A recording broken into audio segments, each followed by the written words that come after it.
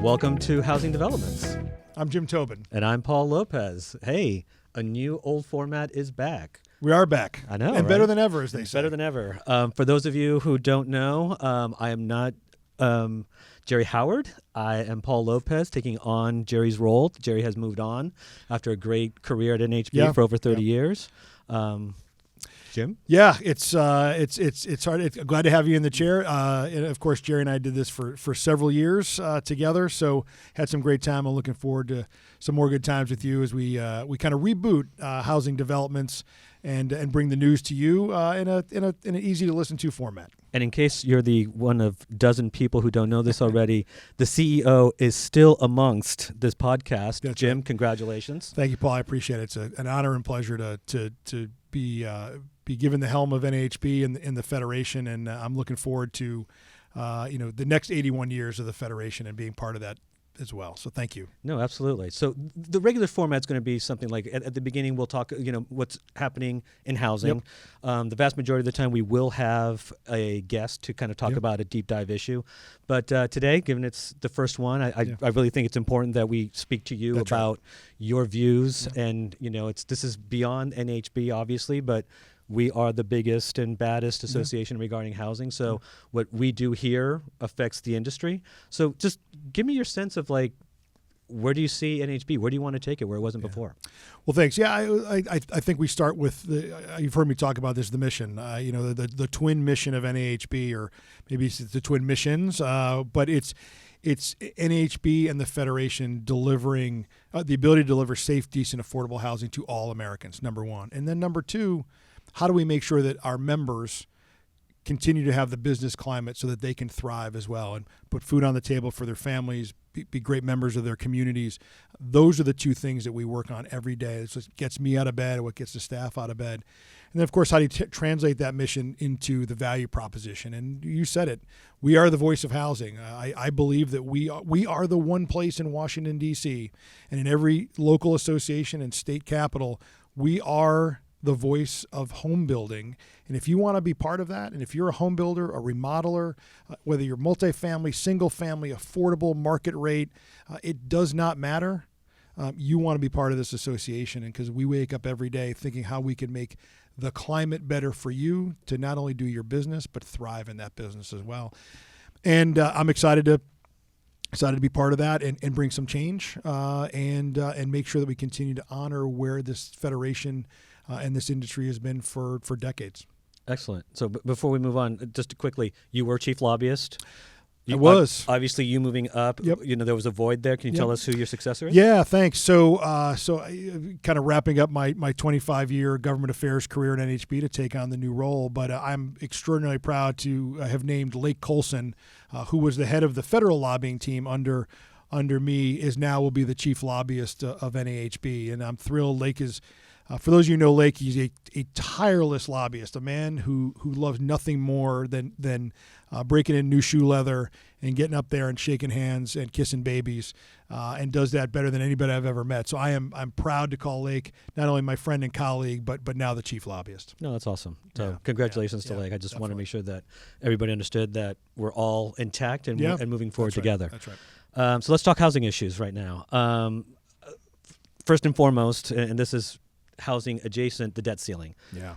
Right now, that's basically eclipsing everything else happening here in Washington, D.C. What's the latest? Yeah, the latest is finally the four corners. That means the leaders of the House and Senate, both Democrat and Republican, have met with the president on Monday after 90 days of kind of quiet, a Cold War, so to speak. Of course, we're still in the phase of kabuki dancing and pointing fingers and not moving off everybody's line in the sand. But we are apparently, according to the Treasury Secretary, heading towards a June 1st deadline, where maybe the world ends. I don't know I've never breached a debt ceiling. I don't know what the world looks like after that. But the Republicans in the House, they are demanding that we see some spending reductions as well as some entitlement reforms. And then the White House basically says, we can't monkey with the debt. What we need to make sure is we have a clean debt ceiling, and then we'll have those conversations. We're kind of aware of what's going on with the House and kind of how McCarthy's having to deal with his his group in terms of trying to gather them together. But even the Republicans on the Senate side have signed a note saying, unless there's some sort of reductions, they're not going to be a part of that either. Right, and you're going to need 60 votes in the Senate to do anything. So the Democrats only have 51, and so you need to find nine Republicans somewhere, and they're in lockstep. That they want to see some deal where there is at least some sort of nod to spending reductions. And as well as there is a pathway to looking at entitlement reforms. And I know Medicare, Medicaid, Social Security, the third rails of American politics, but we are heading towards cliffs in those as well, where where outlays are going to outpace receipts soon. So we have to have this conversation. It's just whether it's attached to the debt ceiling or not. Does it surprise you that Mitch McConnell is letting that kind of happen? He's always been kind of like there's craziness over here on the side, but at the end of it, we know what we need to do. But he's been fairly quiet on this, somewhat. Yeah, he's definitely playing a different role. There's a lot of people are waiting for him to kind of ride in his red cape and save the day. I don't think that happens this time because he knows that he doesn't have the bulk of his own caucus in the Senate that would back a compromise here. That, like you just said, they're waiting for the House to act. So I think that's the big issue. And McConnell also has taken some beatings over the last couple of years as being too much, quote unquote, the establishment, whatever that looks like. He's in a kind of it's not even a Cold War. It seems sometimes like an outright war with Trump, which that's where the base is. So I think McConnell is doing what he always does, reads the tea leaves better than anybody, and he knows where he's got some room to play. And in this case, he's going to let it play out on the House side. So I'm going to put you on the spot. Who blinks first? Yeah, I think the White House has to blink. They have to, right, but which means they have to agree to some sort of spending caps in the appropriations bill. That's and then maybe a commission on entitlements moving forward. But remember, the House is going to blink too because they're not going to get all that they want, which is massive spending reductions and some entitlement reforms. They're both going to have to blink, but I think the White House is going to have to come off its position. And I think you touched upon this a little bit, but is it going to be a one-for-one, like, yes, tied to the debt reduction, we are going to do X, or is it going to be like a wink and a nod? It's a clean, it's a clean bill, but I promise you X, Y, and Z over here on the side. Yeah, one for one in my mind means you reduce enough spending to give you enough budget debt cap to get you through to March of next year, something like that. If I'm Joe Biden, I want the debt ceiling to be raised past the election. I don't want this in my election year and having to have this fight again. Right. So that I think is their part of the deal. But Republicans want a little bit more spending. I think it's going to come down to appropriations caps, defense and non-defense too, and that'll be hard for a lot of members to swallow. So that hopefully gets done before June 1st, right? But then now we're starting to hear more and more about this border bill, which obviously affects our members in regards to the tight labor market that we're already experiencing. What's the latest on that? Yeah, so I've always talked about workforce is two sides of the same coin. One is training our domestic workforce, the great work that Ed Brady and HBI does, and of course Mark Purcell and the Housing Endowment, and all of our local our local associations who have workforce development programs. That's obviously critical to the future of workforce for our industry. But the other side of that coin is immigration reform, and NAHB's policy is clear: border security, a legal visa system for people to enter the country to work in the construction industry, E-Verify, which is kind of an employer's responsibility to make sure that they are hiring work-eligible people. And then, of course, we have to figure out what we're going to do with the 11 to 12 or 13 million undocumented in the country. But that's NAHB's policy. What we're seeing on the Hill this week is solving two of those issues. One, border security. The Republicans are going a lot farther than a lot of people think they should, certainly the Democrats.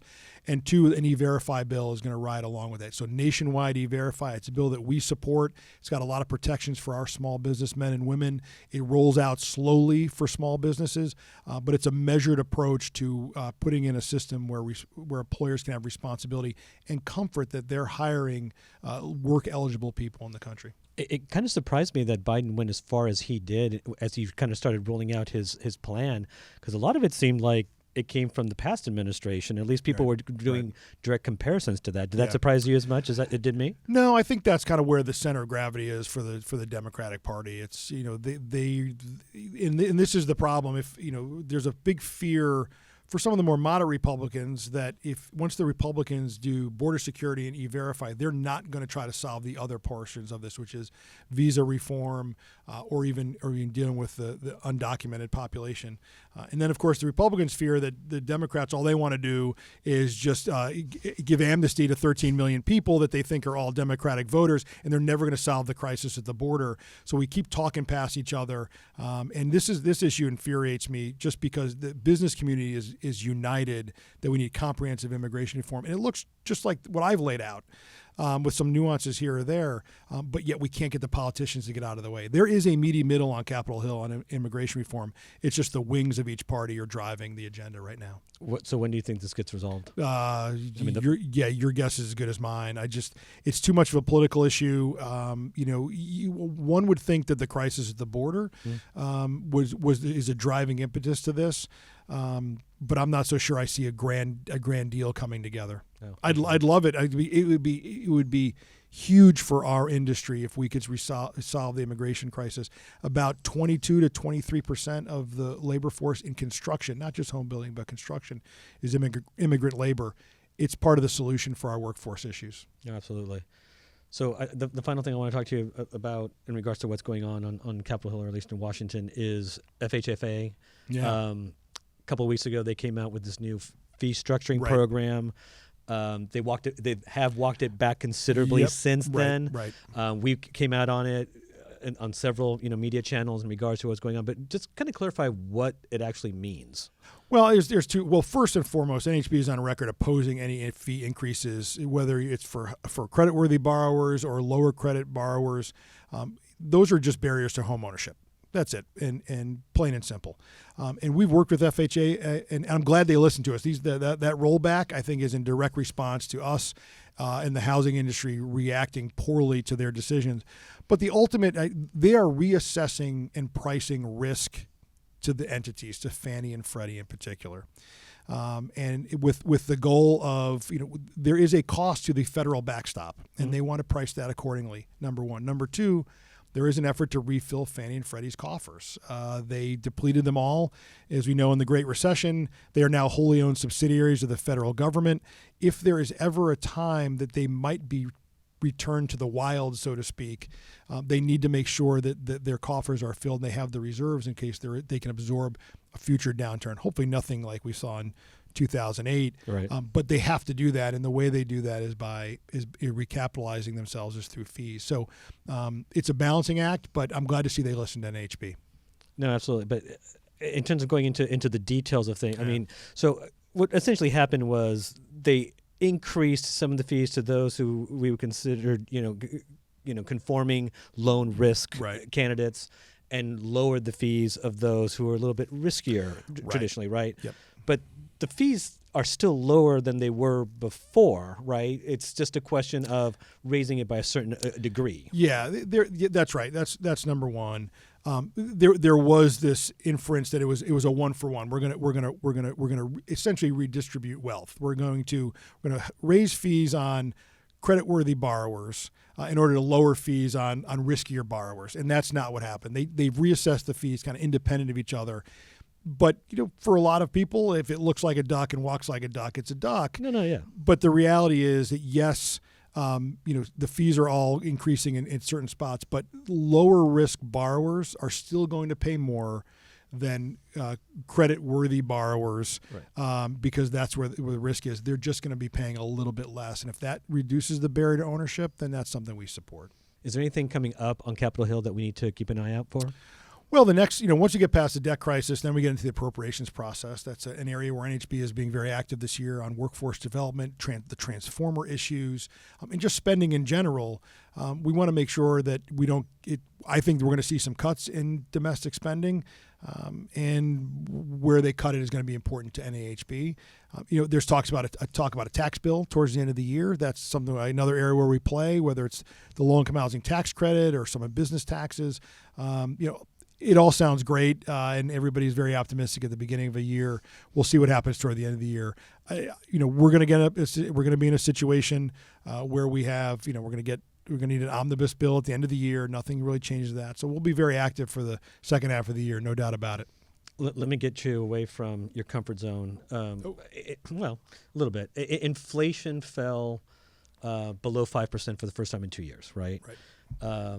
But the index for shelter, that component of it, still made up one of the top three, greatest gains, right? Because we make up 20% of that top level, CPI. This is by design, though, right? I mean, this is the Fed's plan, basically coming into effect. Inflation dropping, but because they only have one arrow in their quiver, which is interest rates, housing still is being affected, right? Yeah, no, we're still feeling the squeeze of inflation, whether it's in building material prices, of course, are still fluctuating all over the place. But yeah, they need to keep driving down housing costs if that's it's one of the biggest components of core PCE, and until they get that under control, whether that's rents. And how they compute it for ownership, they've got to continue to drive that down. So I think we're gonna see. I think I'm optimistic that we've seen the end of the rate increases, but they're going to hold them high for a while to keep driving that inflation number down and down. Right. When we talked to Rob, he's hopeful by the end of the year we see some interest rate relief, but more importantly that housing starts accelerating the recovery. And I know that housing is still in a tough spot, but it seems like the Fed's actions are actually starting to play off. Right? We haven't seen any major recession. We haven't seen like some sort of crisis. We survived a little bit of this banking issues that are happening, and it seems like everything still is relatively okay. Yeah, that doesn't mean that we're not going to suffer a little bit. In the second, I think Rob has it that we'll start moving up in the fourth quarter, but for the most part. It could have been a lot worse. We're not out of the woods yet. I certainly don't want to be a downer, but I think you need to keep kind of cast a wary eye to the future. But credit's going to get tighter. We know this, and that's part of what the Fed wants too. A lot of people thought that the Silicon Valley Bank failure. If credit got tighter, that does a lot of the work for the Fed too. Right. If people aren't spending, we're starting to see more companies are announcing layoffs, and so that's all part and parcel of this. But hopefully it's a soft landing. But yeah, I feel like there's kind of this relative calm at the moment that maybe we've kind of averted the worst of it. Yeah, no, absolutely. Jim, this has been kind of fun. Yeah, totally. Our first debut, together here. That's right. I think it's been fun. So I really appreciate it, and we'll obviously be talking more about these issues and more. Yeah. So Paul, new format, the reboot. What's our schedule? How long? What's your vision for this now? Yeah, I think what we're looking at is once a week, you and me, having this type of conversation. I think it's great. We'll have guests. I mean, obviously, we want to focus on this new format and your role as CEO, obviously. But in the coming weeks, I think we'll talk about a variety of issues. We'll deal with economics. We'll deal with federal housing affairs issues and a variety of things. So, and we're going to try and keep this tight, right? We're trying to be mindful of people's times. But hopefully it'll be, fairly knowledgeable. Yeah, that's right. Well, we appreciate everybody listening. Don't forget to like us and follow us and tell all your friends about us. But I'm excited. It's great to partner with you. And big shout out. This is all produced and edited by Reagan Hansford, and audio production, is brought to you by NAHB Studios. So we're going to have some fun here. Yeah, we are. Well, thanks. All right. Well, that's for our inaugural reboot. This is Jim Tobin. And I'm Paul Lopez. This was Housing Developments. Take care. Bye.